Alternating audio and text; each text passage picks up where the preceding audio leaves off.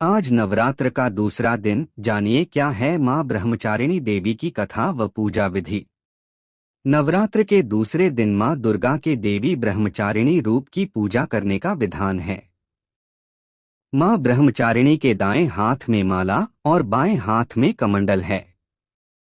शास्त्रों में बताया गया है कि अपने पूर्व जन्म में जब ये पर्वतराज हिमालय के घर में पुत्री रूप में उत्पन्न हुई थीं, तब नारद के उपदेश से इन्होंने भगवान शंकर जी को पति रूप में प्राप्त करने के लिए अत्यंत कठिन तपस्या की थी।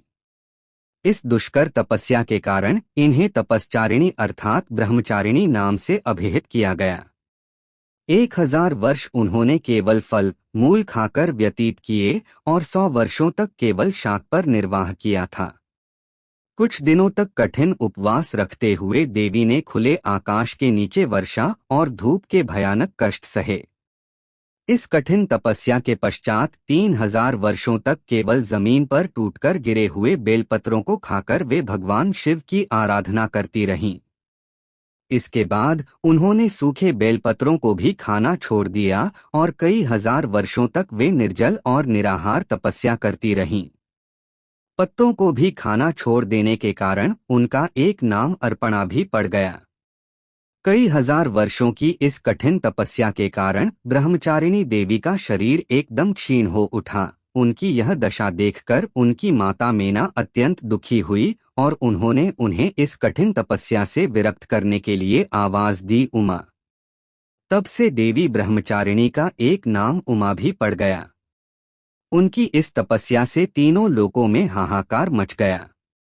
देवता, ऋषि, सिद्धगण, मुनि सभी देवी ब्रह्मचारिणी की इस तपस्या को अभूतपूर्व पुण्यकृत्य बताते हुए उनकी सराहना करने लगे। अंत में पितामह ब्रह्मा जी ने आकाशवाणी के द्वारा उन्हें संबोधित करते हुए प्रसन्न स्वर में कहा, हे देवी, आज तक किसी ने ऐसी कठोर तपस्या नहीं की जैसी तुमने की है। तुम्हारे इस आलोकक कृत्य की चारों ओर सराहना हो रही है। तुम्हारी मनोकामना सर्वतोभावेन परिपूर्ण होगी। भगवान चंद्रमौली शिवजी तुम्हें पति रूप में प्राप्त अवश्य होंगे। अब तुम तपस्या से विरत होकर घर लौट जाओ, शीघ्र ही तुम्हारे पिता तुम्हें बुलाने आ रहे हैं। इस देवी की कथा का सार यह है कि जीवन के कठिन संघर्षों में भी मन विचलित नहीं होना चाहिए। मां ब्रह्मचारिणी देवी की कृपा से सर्व सिद्धि प्राप्त होती है। दुर्गा पूजा के दूसरे दिन देवी के इसी स्वरूप की उपासना की जाती है।